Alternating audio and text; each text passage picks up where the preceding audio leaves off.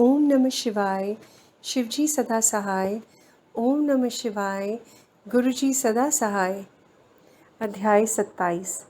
रांची में योग स्कूल की स्थापना। तुम्हारा संगठनात्मक कार्य के प्रति इतना विरोध क्यों है? गुरुदेव के इस प्रश्न ने मुझे थोड़ा चौंका दिया। ये सच है कि मेरा निजी विचार था कि संगठन एक बर्रे की छत की तरह होता है। ये एक अकृतज्ञ कार्य है गुरुदेव, मैंने जवाब दिया। व्यक्ति कितना भी क्यों ना कर ले, तब भी उसकी आलोचना ज़रूरी होगी। क्या तुम पूरी दिव्य दही स्वयं के लिए चाहते हो? गुरु के जवाब के साथ उनकी दृष्टि कठोर थी। क्या तुम या कोई अन्य मनुष्य योग के द्वारा ईश्वर के साथ संपर्क कर सकते थे यदि उसे उदार हृदय वाले गुरुओं ने अपना ज्ञान दूसरे को देने की परंपरा न बनाई होती? इसके साथ उन्होंने कहा, ईश्वर एक शहद के समान है, उसके संगठन छत्ते हैं, दोनों आवश्यक हैं। कोई भी आकार व्यर्थ नहीं यदि उसमें आत्मा ना हो। लेकिन तुम ऐसे छत्तों को बनाना क्यों शुरू नहीं करते जिसमें आध्यात्मिक शहद भरा हो? उनके उपदेश ने मुझे बहुत प्रभावित किया। यद्यपि मैंने कोई जवाब नहीं दिया, मेरे मन में एक दृढ़ संकल्प बना। मैं अपने सामर्थ्य के अनुसार जितना ज़्यादा संभव होगा इस मुक्तिदायक सत्य को, जो मैंने अपने गुरु के चरणों में सीखा है, उसे अपने साथियों में वितरित करूँगा। ईश्वर, मैंने प्रार्थना की, मेरे भक्ति की वेदी पर आपका आशीर्वाद और प्यार सदा आलोकित होते रहें और मैं इस प्रेम को दूसरों के हृदय में जगा पाऊँ। ऐसा आशीर्वाद देकर मुझे कृतार्थ करें मेरे प्रभु। पहले कई अवसरों पर जब मैंने संन्यास ग्रहण नहीं किया था, श्री युक्तेश्वर जी ने एक अत्यंत अप्रत्याशित बात कही थी। तुम अपनी पत्नी के साथ की कमी को अपनी वृद्धावस्था पर कैसे मिस करोगे? उन्होंने कहा था, क्या इससे सहमत नहीं हो कि एक पारिवारिक पुरुष जो कि अपनी पत्नी और बच्चों के लालन पालन जैसे उपयोगी कामों में लगा रहता है, इस प्रकार क्या वह ईश्वर की नज़रों में एक पुरस्कार योग्य कार्य अथवा दायित्व को नहीं निभाता है? गुरुदेव, मैंने इसका चौंकते हुए विरोध किया। आपको ज्ञान है कि इस जीवन में मेरी एकमात्र इच्छा केवल उस पर ब्रह्म प्रेमी को पाने की है। गुरुदेव प्रसन्नता से युक्त हृदय से हंसे और मैं समझ गया कि वे मेरे विश्वास की परीक्षा ले रहे थे। याद रखो, जिन्होंने धीमे से कहा था, ऐसा मनुष्य जो अपने सांसारिक कर्तव्यों को त्याग कर देता है, उसे वृहद परिवार के लिए कभी प्रकार का उत्तरदायित्व लेना ही होगा। तब वह अपने इस त्याग के साथ न्याय कर पाएगा। युवाओं को सर्वसंपन्न शिक्षा देना, यह विचार हमेशा से मेरे दिल में बहुत करीब था। मैंने देखा था कि साधारण शिक्षा का ध्येय केवल छात्र की शारीरिक और आध्यात्मिक के बिना मनुष्य कभी भी खुश नहीं रह पाता। इनका प्रचलित पाठ्यक्रम में अभाव था। मैंने एक ऐसा स्कूल बनाने का संकल्प किया था जहां युवा बच्चे एक संपूर्ण पुरुष बन सकें। इस दिशा में मेरा पहला कदम था विहिका, बंगाल का एक छोटा सा गांव, जहां मैंने 7 बच्चों के साथ उसकी शुरुआत की। एक वर्ष पश्चात, वर्ष 1918 में कासिम बाजार के महाराज श्री मनिंद्र चंद्र नदी की उदारता की वजह से मैं अपने तेज़ी से बढ़ते शिष्यों के साथ रांची स्थानांतरित हो गया। बिहार का यह शहर, जो कलकत्ता से 200 किलोमीटर की दूरी पर है, यहाँ भारत की सबसे स्वास्थ्यप्रद जलवायु है। यहाँ कासिम बाजार महल में इस नए स्कूल का मुख्य भवन बना, जिसका नाम मैंने ब्रह्मचार्य विद्यालय रखा था। भारत के युवाओं के लिए यह विद्यालय ऋषि मुनियों के आदर्शों पर आधारित था। उनके अरण्य आश्रम, जो जंगलों के बीच आश्रम है, उसमें विद्या प्राप्त करने की प्राचीन विधि थी, जिसमें भारतीय धर्मनिरपेक्ष और आध्यात्मिक शिक्षा प्राप्त करते थे। रांची में मैंने प्राथमिक और उच्च विद्यालय शिक्षा की व्यवस्था की, जिसमें इसमें कृषि, औद्योगिकी, व्यावसायिक और अन्य शिक्षण विषयों में को रखा। छात्रों को योग और ध्यान केंद्रित करने की शिक्षा दी जाती। उनके शारीरिक विकास के लिए योगा की वह अद्भुत पद्धति थी, जिसके सिद्धांतों का आविष्कार मैंने वर्ष 1916 में किया था। जब मुझे इसका ज्ञान हुआ कि मानव शरीर एक बिजली की बैटरी की तरह है, तब मुझे विचार आया कि इसे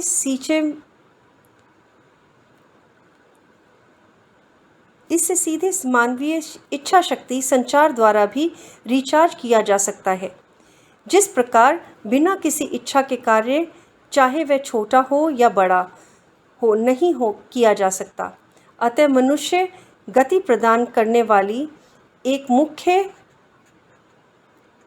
शक्ति यानी इच्छा शक्ति के द्वारा बिना किसी यंत्र सामग्री अथवा यांत्रिक व्यायाम यानी अभ्यास की सहायता से अपने शारीरिक ऊतकों में नव संचार शक्ति प्रवाहित कर सकता है। इसलिए अपने रांची के छात्रों को सरल योगा तकनीक सिखाई, जिसके द्वारा वे प्राण शक्ति, जो मनुष्य के मेडुलिया ऑब्लांगटा यानी मेरु शीर्ष के केंद्रित है, उसके द्वारा सचेत रूप से ब्रह्मांडीय ऊर्जा द्वारा प्राहित असीम और अगाध ऊर्जा को प्राप्त कर शरीर को पुनः रिचार्ज कर सकता है। इस परीक्षण के परिणाम स्वरूप छात्रों में अप्रत्याशित उपलब्धियां प्राप्त की। उन्होंने अपनी प्राण शक्ति को शरीर के एक हिस्से से दूसरे भाग में स्थानांतरित करने के साथ ही कठिन शारीरिक मुद्रा यानी आसन में स्थिर रहकर बैठने की अद्भुत योग्यता प्राप्त कर ली थी। वे शारीरिक बल और सहन शक्ति से ऐसे करतबों को करते जिसे कोई शक्तिशाली युवा पुरुष भी नहीं कर सकता था। मेरे सबसे छोटे भाई विष्णु चरण घोष ने भी रांची के स्कूल में पढ़ाई। बाद में वे बंगाल का शरीर सौष्ठव और बल संवर्धन के क्षेत्र में प्रसिद्ध प्रशिक्षक बने। वे और उसका एक शिष्य यूरोप और अमेरिका भी गए, जहां उन्होंने अपनी शक्ति और कौशल के प्रदर्शन से विश्वविद्यालय के प्राध्यापक आश्चर्यचकित रह गए, जिसमें न्यूयॉर्क की कोलंबिया विश्वविद्यालय के भी अध्यापक थे। रांची में प्रथम वर्ष की समाप्ति पर वहां दाखिला पाने वालों की संख्या 2000 तक पहुंच गई, लेकिन उस समय तक स्कूल आवासीय था, जहां केवल 100 छात्रों के रहने की अवस्था हो सकती थी। शीघ्र ही हमने छात्रों के प्रति आकर शिक्षा ग्रहण करने की व्यवस्था को स्कूल कोड में शामिल कर दिया। विद्यालय में छोटे बच्चों के माता पिता की भूमिका मुझे ही निभानी पड़ती थी और संगठन की कठिनाइयों से भी निपटना पड़ता है। मुझे ईसा मसीह के साथ शब्द अक्सर याद करते हैं, मैं तुम्हें सत्यता के साथ कहता हूँ, जिसने भी मेरी वजह अथवा धर्म बचाने के कारण अपना घर, भाई बहन, पिता या माता यानी पत्नी, बच्चे या ज़मीन छोड़ी है, उसे इसमें 100 गुना ज़्यादा घर, बहन, माता पिता, माँ और ज़मीन पर लोक में अपने चिरंतन जीवन में मिलेगी। श्री युक्तेश्वर जी ने इसकी व्याख्या इस प्रकार की है। एक साधक जो विवाह परिवार को त्याग कर और परिवार की छोटी छोटी और सीमित कठिनाइयों के बदले में एक मानव जाति और समाज के लिए समाज सेवा की वृहद जिम्मेदारियां उठाने का वचन लेता है, जिसका महत्व समाज न समझ पाने के कारण उसे उत्पीड़ित करता है, लेकिन ऐसा त्याग करने से उसे ईश्वरीय आंतरिक शक्ति और संतोष प्राप्त होता है। एक दिन मेरे पिताजी अपना आशीर्वाद देने रांची पहुँचे। इतने दिनों से उन्होंने अपने को आने से रोका हुआ था, क्योंकि मैंने उनका बंगाल नागपुर रेलवे की नौकरी का प्रस्ताव ठुकरा दिया था। बेटा, उन्होंने कहा, तुमने अपने जीवन में जिस मार्ग को चुना है उसे मैंने स्वीकार लिया है। मुझे तुम्हें इन आनंदी उत्साही बच्चों के बीच देखकर बहुत प्रसन्नता हो रही है। तुम्हारा स्थान यही है, ना कि रेल मार्ग के टेबलों की निर्जीव संख्या में।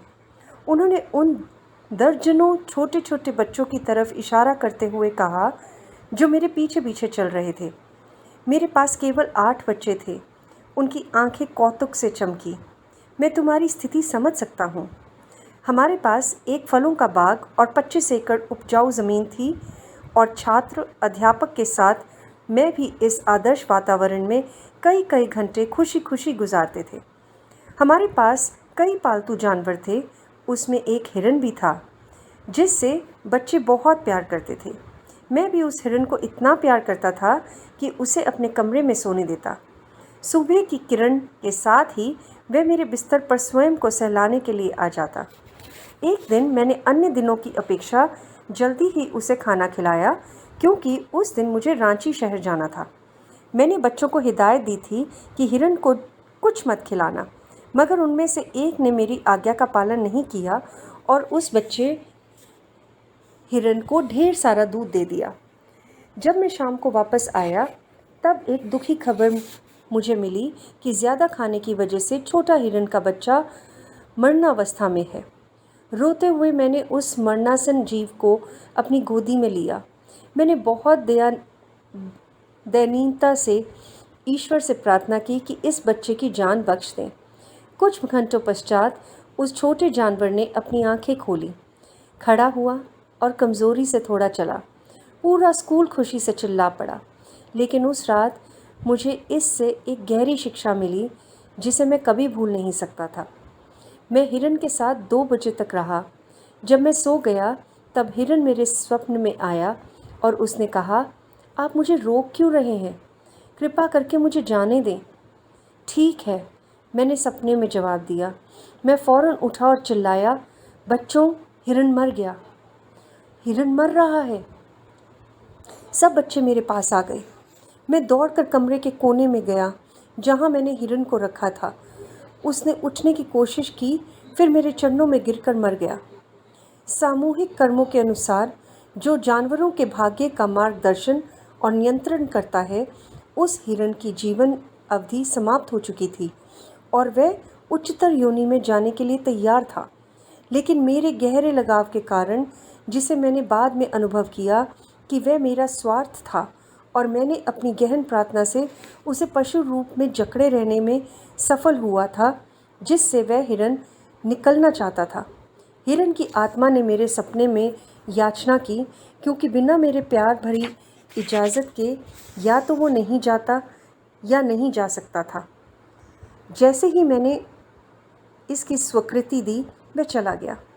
मेरा सारा शोक समाप्त हो गया। मैंने एक बार फिर से समझ लिया कि ईश्वर अपने बच्चों और सभी चीज़ों से प्यार करना चाहता है, जैसे वह उसका हिस्सा है, और अपने अंदर इस भ्रम का एहसास न होने दें कि मृत्यु से सब कुछ खत्म हो जाता है। एक अज्ञानी मनुष्य मृत्यु को केवल पार न कर पाने वाली दीवार को देखते हैं, जो उसके प्रियजनों को उसके पीछे छिपा लेती है। लेकिन ऐसा अनासक्त मनुष्य, जिसने मोह माया का त्याग किया हो, जो सबको ईश्वर का रूप समझकर प्यार करता हो, उसे इस बात का ज्ञान है कि मृत्यु में उसके प्रियजन केवल कुछ समय के लिए वापस ईश्वर के साथ का आनंद लेने के लिए गए हैं। रांची का स्कूल एक सादगी भरी शुरुआत के बाद भारत के एक जाने माने संस्थान में बदल गया। विद्यालय के कई विभागों को लोगों से स्वैच्छिक अनुदान मिलता है, जिन्हें ऋषियों के आदर्श पर चलने वाले शिक्षण संस्थानों को बढ़ाने में आनंद आता है। योगदा सत्संग के नाम से विद्यालय की शाखाएं मिदनापुर, लक्ष्मणपुर और पुरी में खुल गई हैं। रांची के मुख्यालय में एक चिकित्सा विभाग भी चलाया जाता है, जहां दवाइयों और डॉक्टरों की सेवा स्थानीय गरीबों के लिए मुफ्त में दी जाती है। एक वर्ष में 18,000 से अधिक व्यक्ति यहां इलाज के लिए आए। इस विद्यालय ने भारतीय खेलों और शिक्षा क्षेत्र में अपना नाम रोशन किया है। यहाँ रांची के पास हुए कई छात्रों ने विश्वविद्यालय से श्रेष्ठता प्रदर्शित करते हुए ख्याति प्राप्त की है। स्कूल अभी 28वें वर्ष में है और ये कई गतिविधियों का केंद्र है, जहाँ पूर्व और पश्चिम से कई प्रसिद्ध विद्वानों ने यहाँ आकर इसका नाम बढ़ाया है और इसका मान बढ़ाया है। विद्यालय के पहले साल में बनारस के स्वामी प्रणवानंद जी, 2 शरीरों वाले संत जी, इसको देखने आए थे। जब महान स्वामी जी ने इसकी बाहर पेड़ के नीचे सुंदर वातावरण में चल रही कक्षाओं और शाम को युवा बालकों को घंटों स्थिर बैठकर योग ध्यान में देखा तो वे बहुत प्रभावित हुए। मेरा हृदय प्रफुल्लित है। उन्होंने कहा, लाड़ी महर्षि के आदर्शों पर चलते और इन छात्रों को सही शिक्षा का पालन करते देख मैं इस संस्थान से बहुत प्रभावित हूँ। मेरे गुरु का आशीर्वाद इसके साथ है। एक युवा बालक जो मेरे बगल में बैठा था, उसने महान योगी से एक प्रश्न पूछा। महाशय, उसने कहा, क्या मैं एक सन्यासी बनूंगा? क्या मेरा जीवन केवल ईश्वर के लिए है? यद्यपि प्रणवानंद जी हल्के हल्के मुस्कुरा रहे थे, लेकिन उनकी नज़रें उस बालक पर टिकी थी, मानो वे उसका भविष्य देख रहे हों। बालक, उन्होंने जवाब दिया, एक सुंदर दुल्हन तुम्हारा इंतज़ार कर रही है। बाद में वर्षों स्वामी क्रम में जाने की योजना बनाते बनाते अंत में उसने विवाह किया। प्रणवानंद जी के रांची आने के बाद मैं अपने पिताजी के साथ कलकत्ता घर गया, जहां योगी जी अस्थायी रूप से रह रहे थे। प्रणवानंद जी की भविष्यवाणी को जो उन्होंने कई वर्ष पहले की थी, वह मेरे मन में तेज़ी से आई। बाद में मैं तुम्हें देखूंगा तुम्हारे पिताजी के साथ। जैसे ही मेरे पिताजी ने कमरे में प्रवेश किया, योगी जी अपनी जगह से उठे और मेरे पिताजी को बहुत आदर के साथ गले लगाया। भगवती, उन्होंने कहा, तुम अपने बारे में क्या सोच रहे हो? क्या तुम देख नहीं रहे तुम्हारा पुत्र अनंत को पाने के लिए दौड़ रहा है? मैं अपनी प्रशंसा अपने पिताजी के सामने सुनकर शर्म से लाल हो गया। आगे स्वामी जी कहते हैं, याद करो, हमारे महान गुरु अक्सर कहा करते थे, बनत बनत बन जाई। इसलिए क्रिया योग को अनवरत करते रहो और जल्दी से ईश्वर के द्वार पर पहुंच जाओ। वाराणसी में इतनी विस्मयकारी पहली भेंट के समय प्रणवानंद देखने में बहुत स्वस्थ और बलवान थे। अब उनका शरीर उनकी ढलती उम्र को दिखा रहा था, यद्यपि अभी भी उनका शरीर एकदम सीधा था। स्वामी जी, मैंने उनकी आंखों में आंखें डालते हुए पूछा, कृपा करके मुझे सच में बताइए, क्या आपको अपनी बढ़ती उम्र का एहसास नहीं होता? जैसे जैसे शरीर कमज़ोर हो रहा है, क्या आपकी ईश्वर के प्रति अनुभूति में कोई कमी तो नहीं आ रही है? उन्होंने मधुर स्नेह भरी मुस्कान के साथ कहा, अब मेरा प्रियतम प्रभु और निकट आ गए हैं। उनके संपूर्ण विश्वास ने मुझे आत्मविभोर कर दिया। मेरा मन और आत्मा दोनों इस विचार से अभिभूत थे। फिर उन्होंने कहा, मैं अभी भी 2 पेशनों का आनंद ले रहा हूँ। एक मुझे जो भगवती से मिली है, दूसरी ऊपर परमपिता परमेश्वर की तरफ से। अपनी उंगली से स्वर्ग की तरफ इशारा करते हुए और फिर संत समाधि में चले गए। उनका चेहरा दिव्य प्रकाश से चमक रहा था। यह मेरे प्रश्न का समुचित जवाब था। मैंने देखा कि प्रणवानंद जी के कमरे में बहुत से पेड़ पौधे और बीजों के पैकेट रखे हुए थे। मैंने उसका उद्देश्य पूछा। मैंने बनारस हमेशा के लिए छोड़ दिया है। उन्होंने कहा, अब मैं हिमालय की ओर जा रहा हूँ। वहाँ मैं अपने शिष्यों के लिए आश्रम खोलूँगा। ये बीज, पालक और कुछ सब्जियाँ उपजाएंगे। मेरे प्रिय सादगी से रहेंगे। अपने समय केवल ईश्वर के साथ एकात्मकता बनाने में व्यतीत करेंगे। इसके अलावा कुछ भी ज़रूरी नहीं है। पिताजी ने अपने गुरु भाई से पूछा कि वे कलकत्ता कब लौटेंगे। अब कभी नहीं, संत ने जवाब दिया। यही वह वर्ष है जिसके बारे में मुझे लेडी मार्शे ने बताया था कि मैं अपना प्रिय स्थान हमेशा के लिए छोड़कर हिमालय जाऊंगा और वहीं अपने इस भौतिक शरीर को छोड़ूंगा। उनके इन शब्दों को सुनकर मेरी आंखें भर आई, लेकिन स्वामी जी शांति से मुस्कुराए। उन्हें देखकर मुझे लगा जैसे कि एक दिव्य बालक अपनी दिव्य माँ की सुरक्षित गोद में बैठा हुआ है। एक महान योगी पर वर्षों के भार का कोई प्रभाव नहीं होता। उसके पास परमपिता की आध्यात्मिक शक्ति की शक्तियाँ हैं। वह अपने शरीर को अपनी इच्छा अनुसार से स्वस्थ बना सकता है। फिर भी उसे उस बढ़ती उम्र को कम करने की परवाह नहीं होती, बल्कि वह अपने भौतिक शरीर पर कर्मों को अपना काम करने देता है। वह अपने शरीर का उपयोग एक समय बचाने वाले यंत्र की तरह करता है, जिससे नए अवतार में होने वाले बचे कुचे कर्मों को इसी जन्म में पूरा कर पाए। कई महीनों बाद मैं एक पुराने मित्र से मिला, सानंद, जो प्रणवानंद जी का अंतरंग शिष्य था। वह रोते हुए बोला, प्रिय मित्र, गुरु चले गए हैं।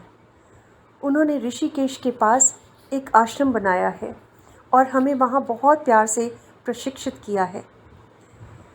जब हम वहाँ अच्छी तरह से स्थापित हो गए और उनके सानिध्य से तेज़ी से आध्यात्मिक उन्नति कर रहे थे, एक दिन उन्होंने मुझसे ऋषिकेश की भीड़ को भोजन कराने के लिए कहा। मैंने उनसे पूछा, इतने ज़्यादा लोगों को वे क्यों चाहते हैं? ये मेरा आखिरी उत्सव है, उन्होंने कहा। मैं उनके शब्दों का पूरा तात्पर्य नहीं समझा। प्रणवानंद जी ने इतनी बड़ी यात्रा, इतनी बड़ी मात्रा में हमारे साथ खाना बनाने में मदद की। हमने करीब 2000 मेहमानों को खाना खिलाया।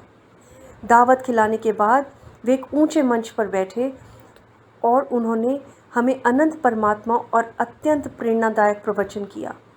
अंत में हजारों भीड़ के सामने मेरी तरफ मुड़े और मुझे मंच पर आने के साथ बिठाया और असाधारण बल के साथ कहा, सानंदन, तैयार हो जाओ, मैं इस फ्रेम यानी इस शरीर को फेंकने वाला हूँ। थोड़ी देर तक भौचक्का रहने के बाद मैं चीख पड़ा। मैं ज़ोर से रोने लगा, गुरुदेव ऐसा मत करिए, कृपा करके ऐसा मत करिए। पूरी भीड़ मेरे शब्दों को सुनकर चुप बैठी रही और इसमें विस्मय देख रही थी। मेरे गुरुदेव मुझे देखकर मुस्कुराए, लेकिन उनकी दृष्टि अनंत की ओर टिकी हुई थी। इतने स्वार्थी मत बनो, उन्होंने मुझसे कहा। मेरा अफसोस मत करना, मैं अभी तक हंसते हुए तुम लोगों की सेवा करता रहा। अब खुशियाँ मनाओ और मैं शीघ्र अपने ईश्वर से मिलूं। इसकी शुभकामनाएं दो। मैं अपने ब्रह्मांडीय प्रेमी से मिलने जा रहा हूँ। कुछ समय वहाँ अनंत आशीर्वाद के लेने के बाद फिर लौटूंगा और बाबा जी को मिलूँगा। तुम लोगों को पता चल जाएगा कि कब और कहाँ मेरी आत्मा ने नया जन्म लिया है। वह फिर रोया। सानंदन, मैं अपने शरीर के इस फ्रेम को दूसरी योग क्रिया द्वारा तोड़ता हूँ। उन्होंने हमारे सामने बैठे जन सागर को देखा और सबको आशीर्वाद दिया। अपनी दृष्टि अपने अंदर की आध्यात्मिक आंखों पर केंद्रित की और निश्चल हो गए। विस्मित जन समूह ने सोचा कि गुरुदेव समाधि में चले गए हैं। तब तक अपने हार्ड मांस के शरीर को छोड़कर अपनी आत्मा को अनंत में विलीन कर चुके थे। उनके शिष्यों ने उनके शरीर को छुआ। वे पद्मासन की अवस्था में बैठे हुए थे, लेकिन उनके शरीर में गर्माहट नहीं थी, केवल एक सख्त ढांचा रह गया था। उसका किराएदार अमृत किनारे पर चला गया था। मैंने पूछा, प्रणवानंद जी का पुनर्जन्म कहाँ हुआ है?